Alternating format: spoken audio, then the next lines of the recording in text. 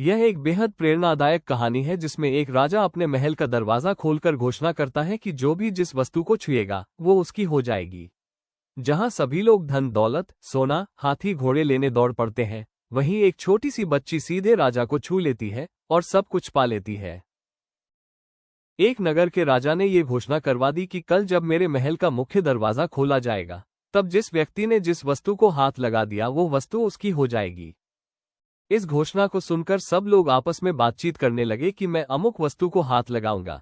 कुछ लोग कहने लगे मैं तो स्वर्ण को हाथ लगाऊंगा। कुछ लोग कहने लगे कि मैं कीमती जेवरात को हाथ लगाऊंगा। कुछ लोग घोड़ों के शौकीन थे और कहने लगे कि मैं तो घोड़ों को हाथ लगाऊंगा। कुछ लोग हाथियों को हाथ लगाने की बात कर रहे थे। कुछ लोग कह रहे थे कि मैं दुधारू गौओं को हाथ लगाऊंगा।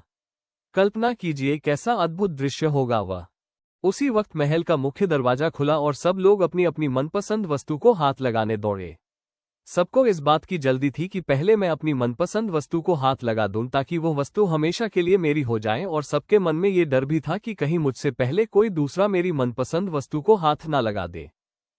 राजा अपने सिंहासन पर बैठा सबको देख रहा था और अपने आसपास हो रही भागदौड़ को देखकर मुस्कुरा रहा था। उसी समय उस भीड़ में से एक छोटी सी लड़की आई और राजा की तरफ बढ़ने लगी। राजा उस लड़की को देखकर सोच में पड़ गया और फिर विचार करने लगा कि यह लड़की बहुत छोटी है, शायद यह मुझसे कुछ पूछने आ रही है। वो लड़की धीरे धीरे चलती हुई राजा के पास पहुंची और उसने अपने नन्हे हाथों से राजा को हाथ लगा दिया। राजा को हाथ लगाते ही राजा उस लड़की का हो गया और राजा की प्रत्येक वस्तु भी उस लड़की की हो गई। जिस प्रकार उन लोगों को राजा ने मौका दिया था और उन लोगों ने गलती की, ठीक उसी प्रकार ईश्वर भी हमें हर रोज मौका देता है और हम हर रोज गलती करते हैं। हम ईश्वर को पाने की बजाय ईश्वर की बनाई हुई संसारी वस्तुओं की कामना करते हैं और उन्हें प्राप्त करने के लिए यत्न करते हैं, पर हम कभी इस बात पर विचार नहीं करते कि यदि ईश्वर हमारे हो गए तो उनकी बनाई हुई प्रत्येक वस्तु भी हमारी हो जाएगी। ईश्वर को चाहना और ईश्वर से चाहना, दोनों में बहुत अंतर है।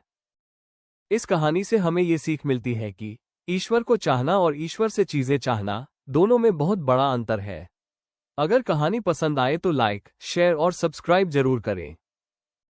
जिस प्रकार लोगों को राजा ने मौका दिया था और उन्होंने गलती कर दी, उसी प्रकार ईश्वर भी हमें हर दिन मौका देते हैं। लेकिन हम क्या करते हैं? हम ईश्वर को पाने की जगह ईश्वर की बनाई हुई चीजों को पाने की इच्छा करते हैं। हम धन, वस्तुएं, सुख, इन सब के पीछे भागते हैं। पर यदि ईश्वर ही हमारे हो जाए तो उनकी बनाई हुई हर चीज अपने आप हमारी हो जाएगी।